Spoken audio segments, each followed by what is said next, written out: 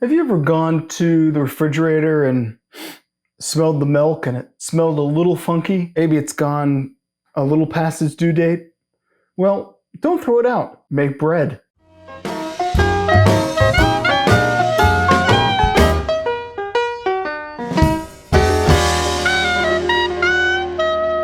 Don't throw it out. It's time to make bread. People shouldn't be afraid of a little sour milk. Ever had sour cream? There you go. A sour milk? People have been making bread with sour cream, sour products all the time. It's totally fine. The sour milk gives it a little bit of tang. In this pan, I have 4 tablespoons of butter and 30 grams of honey. I heated it up just to melt the butter. Okay, in this measuring cup, I have 295 milliliters of just expired milk. I'm going to heat this up to about 110 to 115 degrees Fahrenheit, or about 45 degrees Celsius.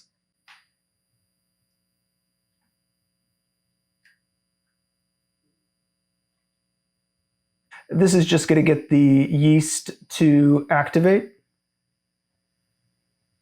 And you don't really want to go higher. If you go higher, I would cool it down because if it does go higher, it will kill the yeast. Okay. Okay, well that's heating up. I'm going to mix the other ingredients. We've got 425 grams of bread flour.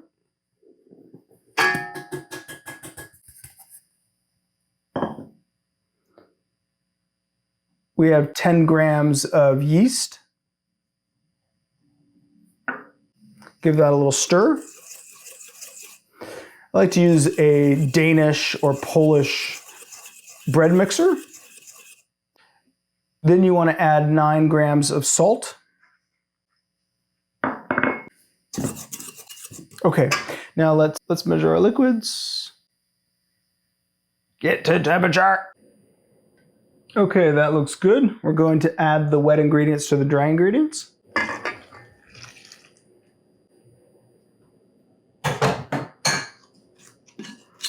And mix to combine. It doesn't take very long to incorporate. And you can either knead this by hand or use a stand mixer. If you're going to use a stand mixer, I would use it for about 8 or 10 minutes. If you're going to use a stand mixer, I would use it for about 8 or 10 minutes on probably about half medium speed. And then if you're kneading the dough by hand, it will take about 20 minutes to do so. So I'm going to do a combination of both. Get it started in the mixer and finish by hand.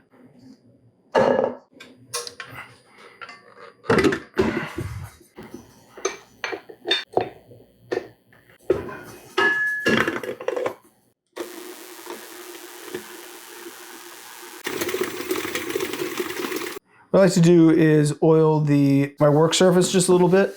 You can use flour as well. At this point, I like to use oil just because if you add more flour, the dough has a tendency to dry up a little bit, I think. And adding a little extra fat isn't gonna do anyone. Adding extra fat works well. And then when kneading, I always think this is the comforting part. There's no real special technique as far as kneading. I mean, there are a variety of different ways to do it. What I'm doing is I'm just kind of rolling my palm into the dough.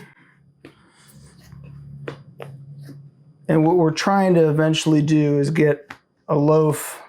And you can see this dough is nice and smooth, pretty warm to the touch. All right, so this is what you want. Smooth to the touch. When you press down, it slowly rises back up. This is going to go in a bowl to double in size. That's gonna take anywhere between 30 and 90 minutes. We'll check back in about an hour.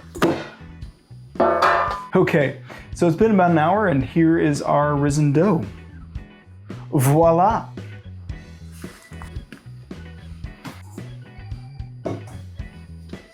And what I'm gonna do is press this. This is a 9-inch bread pan. And basically what you wanna do is you wanna have it about 9 inches by 12 or 15 inches rectangular. Okay, so what I'm doing is I'm just stretching out the dough to fit the 9-inch loaf pan. And then you want to fold the dough in by quarters.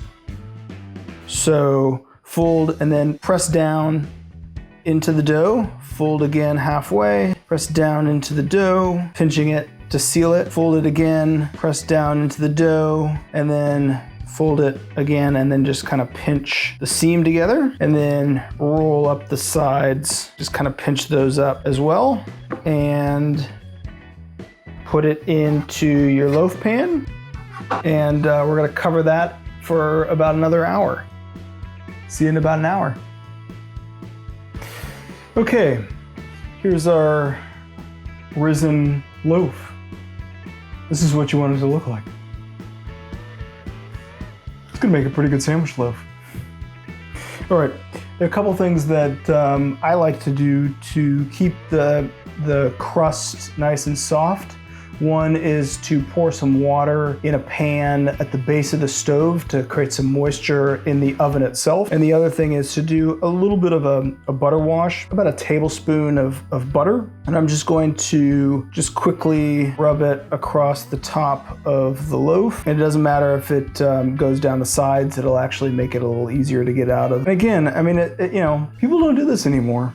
And it's a shame, because it doesn't take a whole lot of actual time. I mean, it takes time to have the dough rise, but other than that, I mean, what, 10 minutes on the mixing it in the stand mixer? I mean, so anyway, it goes into a 400-degree oven or 200-degree Celsius oven for about 40 minutes. Last night's baking session got a little out of hand, so I let this bread cool overnight.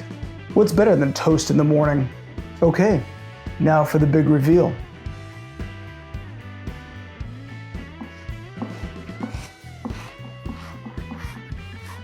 The nice thing about slicing your own bread is you can determine what thickness you want it. Oh, looks so good. It's gonna make great toast. This will make great sandwiches.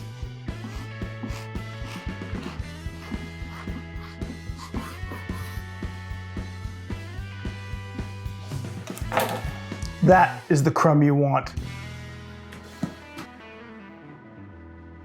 Thanks for watching. Another round. See you next time.